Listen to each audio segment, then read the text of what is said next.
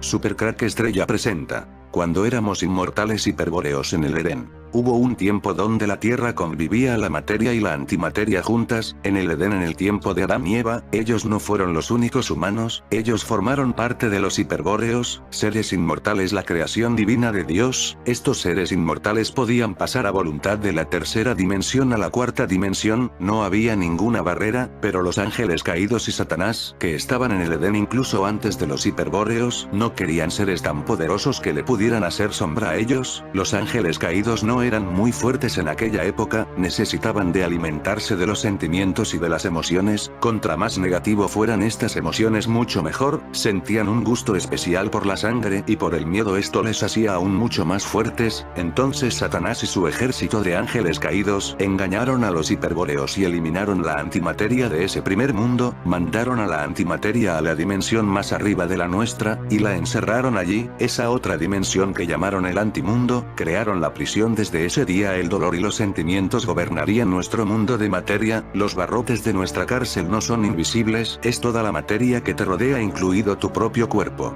A menudo estamos familiarizados con términos que, cuando nos ponemos a pensar, no comprendemos bien. La antimateria es quizás uno de ellos, a pesar de ser parte de la esencia misma de la razón de nuestra existencia.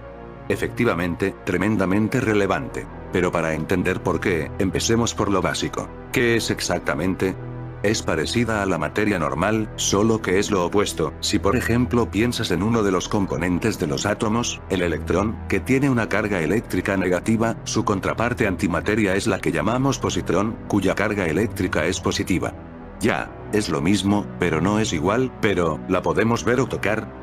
En principio, la podrías ver, si hiciéramos suficiente antimateria, pero si tratas de tocarla recibirías un tremendo shock porque el contacto entre materia y antimateria ocasiona su aniquilación mutua. Es decir, si le estrecharas la mano a una persona hecha de antimateria, probablemente tú y ella morirían. Para poder conectar este mundo con el antimundo se necesita de la tecnología del pozo del abismo, que en estos momentos es el CERN de Suiza. La película de Ring, o La Señal, es una metáfora del pozo de donde sale Niña Demonio, y el televisor, que es un acelerador de partículas por donde salen estos demonios del antimundo, es el CERN. El televisor representa al CERN de Suiza. Cuando la Niña Demonio creada de antimateria toca al humano del otro lado del televisor creado de materia, este muere. Hay un mundo donde estamos nosotros, y hay un mundo creado por los ángeles caídos, donde están los demonios, el llamado antimundo, creado de antimateria. Lo que la élite quiere es abrir el antimundo a nuestro mundo, lo que la Biblia llama el pozo del abismo, de donde saldrán un ejército de demonios. The Matrix presenta una versión de una vieja fábula filosófica. El cerebro en una cubeta, un cerebro separado de su cuerpo, está flotando en una cubeta en el laboratorio de un científico. El científico ha dispuesto de antemano que el cerebro pueda ser estimulado con la misma clase de estímulos que recibe un cerebro normal en un cuerpo humano. Para hacer esto, el cerebro es conectado a una gigantesca simulación computarizada de un mundo. La simulación determina qué estímulos recibe el cerebro. Cuando el cerebro produce respuestas, estas se retroalimentan dentro de la simulación. El estado interno del cerebro es exactamente igual como el de un cerebro normal, a pesar de que le falta un cuerpo.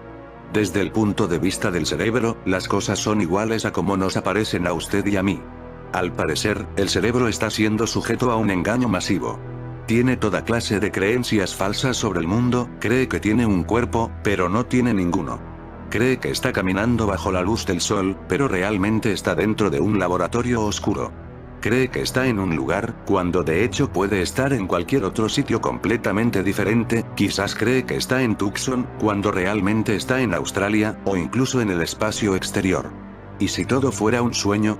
La ciencia no puede garantizar que vivamos en una realidad científica. Hoy todo apunta a la imposibilidad de separar lo real de lo virtual.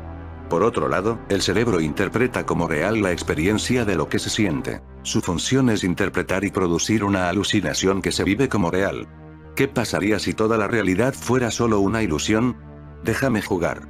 Dejémonos llevar por el impulso del juego, juguemos como niños que se ilusionan evadiéndose de la realidad. Creemos nuestra propia realidad hasta comprometernos con las ilusiones que generamos y pronto quedaremos atrapados por un material de sueños que levanta fronteras entre la realidad y la ilusión. Siente la libertad de sobrevolar la existencia. Bienvenido al arte del juego. ¿Cuánto pesa una alucinación? Los neurocientíficos piensan que la conciencia es un producto emergente de la capacidad de la materia física para generar actividad psíquica. Las nuevas investigaciones sobre la conciencia han dejado de lado los antiguos dualismos filosóficos que defendían una naturaleza dual e independiente de la realidad en términos de materia, forma o cuerpo-alma. La actual hipótesis científica defiende que el psiquismo emerge evolutivamente de la materia, por tanto, la plausibilidad de estudiar la naturaleza física de la conciencia. Jugar a plantear tentativos modelos físicos de la conciencia es divertido y complejo, porque se necesita conocer conceptos difíciles de la física y saberlos combinar elegantemente con las recientes observaciones neurocientíficas. Si se peca más del lado de la física, se acaba perdiendo la conexión con la realidad del estudio. Sin el rigor de la física todo parece una ilusión neurológica. El término medio es un equilibrio inestable que fácilmente sirve de lanzadera hacia nuevos espiritualismos. Por ejemplo, si alguien pregunta cuánto pesa un pensamiento, es mucho más fácil y a veces también más creíble reconducir epistemológicamente la pregunta y hacer ver que no se pueden atribuir cualidades físicas de los cuerpos a los atributos del alma. El alma es ingrávida y los pensamientos también. En ocasiones los dualismos son un buen recurso. Pero solo a veces. ¿Se puede clonar el alma? Al igual que ya se clonan ovejas o embriones humanos, podríamos preguntarnos por la posibilidad de clonar el alma. A fin de que no decaiga el ánimo del juego, vamos a reformular la pregunta dejando al margen las procelosas aguas de la bioética. Si un embrión humano, sintetizado a lo clásico y provisto de su alma correspondiente, se divide naturalmente en dos embriones con la misma carga genética, entonces, es de recibo preguntarse qué habrá pasado con su alma. De nuevo, la solución más seria y profesional es saber distinguir epistemológicamente lo científico de lo teológico. No se puede atribuir propiedades biofísicas a entidades espirituales, y, por consiguiente, la pregunta carece de sentido. Pero resulta mucho más divertido jugar a responderla. El alma del embrión originario tendría que abandonar el cuerpo primordial para dejar a dos nuevas almas que se unieran a los nuevos embriones. Esto parece razonable. Pero en realidad es una paradoja. Las dos personas que en cuerpo y alma nacerán al mundo serán hijos directos de la primera persona que los engendró tras su efímera existencia. Luego, en realidad, los dos hijos gemelos serán los nietos de sus padres y descendientes directos de una ilusión. Por reducción al absurdo, quizás esta paradoja sea la consecuencia lógica de hacer realidad la ilusión dualista del alma. Es la nueva paradoja del abuelo. Intuyo que el argumento no es convincente. Mejor que siga el juego. Si el alma se pudiera clonar, sería muy fácil lucrarse vendiéndosela al diablo. Dejemos de soñar y hablemos de la materia de los sueños. ¿Es toda la realidad solo una ilusión? Dicen que soñar es producir imágenes a partir de una selección más o menos arbitraria de la información registrada en el cerebro. La realidad onírica es la ilusión generada con códigos cerebrales. El cerebro funciona con la materia de los sueños, y lo hace bastante bien, pues los personajes oníricos perciben su propia conciencia. Durante el sueño uno cree que su conciencia está en su yo onírico. Es más, el yo onírico es consciente de las conciencias de otros personajes del sueño, y los demás personajes son conscientes de la conciencia del sujeto que sueña. Luego son también sujetos conscientes que constituyen la realidad de la ilusión onírica.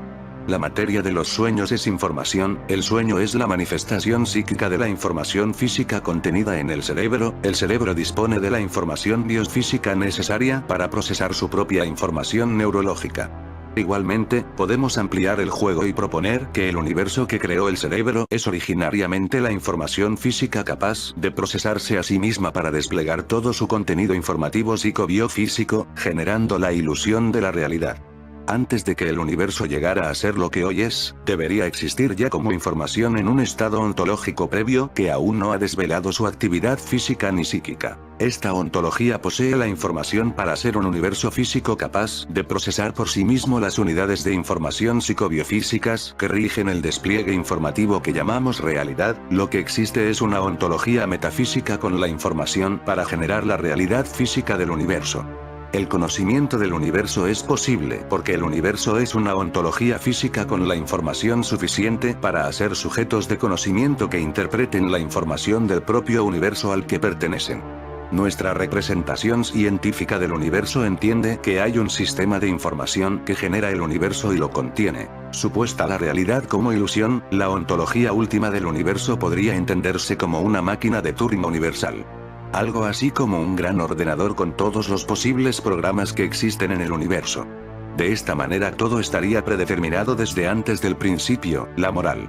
Es curioso que exista este término en el gran teatro del mundo. Parece un error. Podría pensarse que es una ilusión creada por ilusiones conscientes que se creen libres. La idea de libertad es generada por el universo y el hombre construye la moral que, por ejemplo, le impele a tomar postura ante la borrosidad metafísica de la existencia. Nuestra experiencia de libertad es solo parte de la ilusión universal. Y nuestros actos son pura necesidad determinista sin consecuencias morales. ¿Es Satanás una ilusión? ¿O es Satanás un ilusionista? La moral. Es curioso que exista este término en el gran teatro del mundo, parece un error, podría pensarse que es una ilusión creada por ilusiones conscientes que se creen libres, la idea de libertad es generada por el universo y el hombre construye la moral que, por ejemplo, le impele a tomar postura ante la borrosidad metafísica de la existencia. A inicios de los 2000 se estrenaba una película que al poco tiempo se convertiría en una de las más terroríficas en la historia del cine. The Ring o El Aro en español, contaba la historia de un video prohibido que si lo veías morías en 7 días bajo situaciones muy extrañas.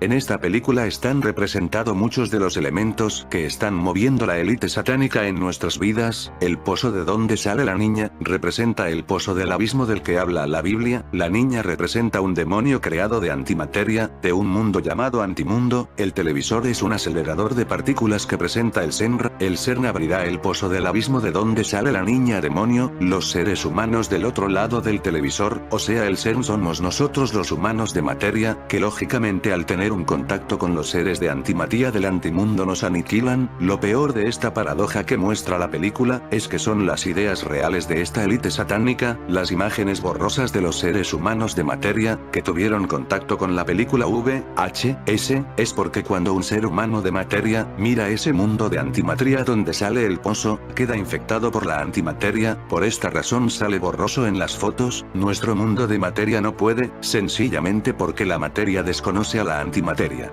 En fin amigos de Supercrack Estrella, si el video te gustó pulgar arriba.